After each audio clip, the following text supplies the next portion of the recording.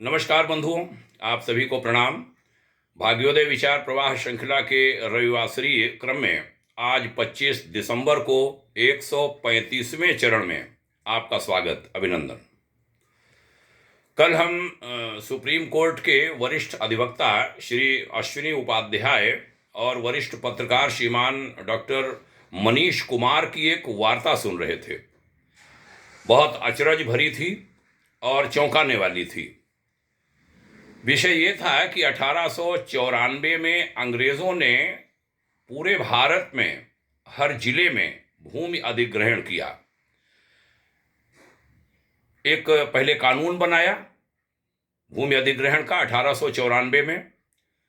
देश जानता है कि मुगल तलवार के बल पर चीजें छीनते रहे और अंग्रेज कानून बनाकर बड़ी होशियारी के साथ उनके काम होते रहे। 1895 में 99 साल की लीज पर भारत के हर जिले में कलेक्टर और कप्तान के आवास और सिविल लाइन बनाने के नाम पर बहुत भारी संख्या में जमीनें लीज पर दी गई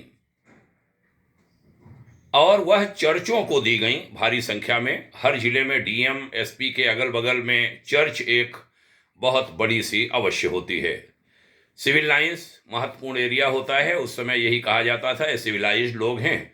भारतीय तो सिविलाइज्ड लोग हैं नहीं, जो ये बड़े अफसर और ये सब सिविलाइज्ड लोग हैं। सिविल लाइन नाम हर जिले में शहर में मिलता है। चर्च के पास ढेर सारी जमीनें साथ में दे दी गई। डीएमएसपी का बंगला तो 2-4-5 एकड़ में बन गया। जमीनें जैसे चाहिए 5 एकड़ और ले ली 50 एकड़, तो वहां चर्च भी दे दिया और चर्च को सारी जमीन दे दी। देश आजाद हुआ। सिविल लाइंस भी की ज़्यादातर जो ज़मीनें हैं वो चर्च के ही पास हैं। 1995 से 2000 के बीच देश भर की सभी सिविल लाइंस की ज़मीनों की जो 99 साल की लीज थी वो ख़त्म हो चुकी है, पूरी हो चुकी है। इस ओर उस समय की सरकारों का, प्रशासन का, कलेक्टर का, एसडीएम का, तहसीलदारों का ध्यान ही नहीं गया। न वकीलों का, न सुधारवादियों का, न न्यायालयों का, किसी का ध्यान नहीं गया। न्यायालय में तो बाद में कहीं मामला जाता है, तब कोई विवाद होता है, तभी वो ध्यान देते हैं। पहली बार ये विषय जो अभी हमने 2 नाम लिए, उपाध्याय जी और डॉक्टर मनीष जी, उनके द्वारा देश में ये उठाया गया है। यानी 20-25 साल से सारे लोग चुप हैं। केंद्र सरकार, राज्य सरकारें, लोकल प्रशासन, सब। चर्च वालों को अंदेशा है कि संभव है लीज खत्म होने पर ये जमीनें कहीं वापस ले ली जाएं, तो उन्होंने सिविल लाइंस की उन जमीनों के छोटे छोटे टुकड़े करके उनको बेचना शुरू कर दिया। ये खबरें आई हैं और वो बहुत बेशकीमती जमीनें आज हो चुकी हैं। विश्वा भर जमीनें करोड़ों की हैं, बीघे की तो छोड़ दीजिए।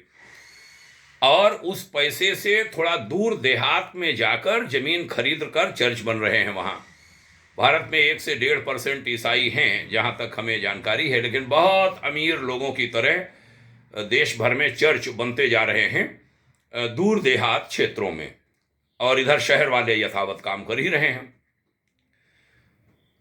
खूब धन आ रहा है उनके पास।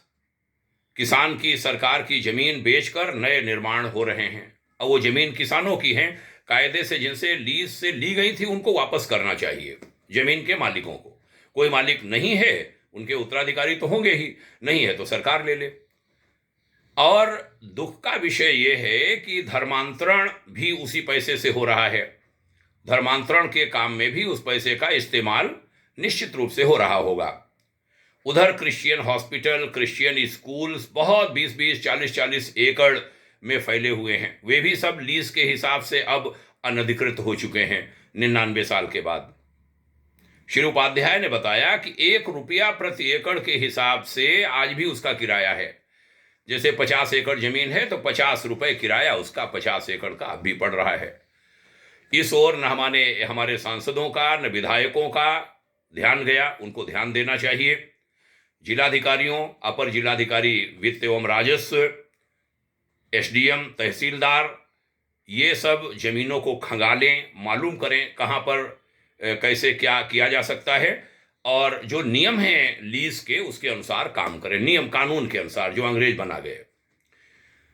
लीज खत्म हो जाने के बाद उसके मूल मालिकों के उत्तराधिकारियों को वापस करें अथवा सरकार उन जमीनों को अपने कब्जे में वापस ले ले। हमारे वकील साहबान यानी एडवोकेट्स ऐसे मामले उठाएं, उचित न्यायालयों में PIL दाखिल करें, सर्वोच्च न्यायालय इसे संज्ञान ले, ये भाग्योदय फाउंडेशन अनुरोध करेगा, और सभी संबंधित को डायरेक्टिव्स वो जारी करें। केंद्र सरकार इसे गंभीरता से ले, ये आज की जरूरत है, और ऑल डिस्ट्रिक्ट मजिस्ट्रेट्स को निर्देश जारी करे हमारी केंद्र सरकार। हमें लगता है कि मुख्यमंत्रियों के पास पर्याप्त अधिकार है, मुख्यमंत्रियों को ध्यान देना चाहिए। हमें लगता है उन्हें कोई केंद्र सरकार या सुप्रीम कोर्ट कहीं से कोई आदेश की जरूरत भी नहीं है। जो लीज के नियम हैं उनके अनुसार उन जमीनों का उचित निस्तारण मुख्यमंत्रियों को, प्रदेशों के राजस्व विभागों को, राजस्व परिषदों को करना चाहिए। मुख्यमंत्रीगण अपने जो डिस्ट्रिक्ट मजिस्ट्रेट्स हैं, जिलाधिकारीगण हैं और कमिश्नर्स को आदेशित करें कि वे इन सारी जमीनों का पता लगाएं।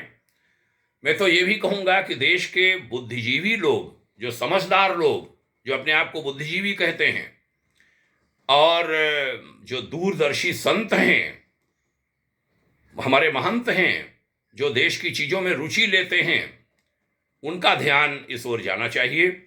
देर से ही सही इस ओर सबका ध्यान जाए।